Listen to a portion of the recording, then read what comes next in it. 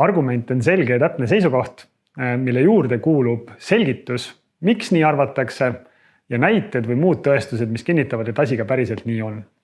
Võtame ühe näite. Kui inimene ütleb, et talle meeldivad kassid, siis see ei ole argument. Kui inimene ütleb, et talle meeldivad kassid, sest neid on mõnus silitada, siis see ka veel ei ole argument. Aga kui inimene ütleb, et talle meeldivad kassid, sellepärast et neid on mõnus silitada ja see vähendab stressi, siis see on juba pool teed argumendi poole.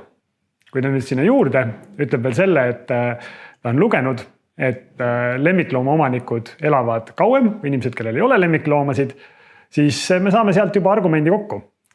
Eriti hea argumendi saame kokku siis, kui ta oskab sinna juurde veel öelda, et Minnesota ülikooli uuringud näitasid 10 aasta jooksul, et kassiomanikel on 40% väiksem tõenäosus saada infarkti kui mitte kassiomanikel. Sellisel juhul oleme lisanud sellele algsele mõttele juba täitsa korraliku tõestuse ja saanud argumendi kokku. Kokkuvõttes, inimesed käivad ringi, tööl, kodus, koolis, kaupluses, suhtlevad omavahel, esitavad seisukohti, esitavad arvamusi. Iga arvamus ei ole argument.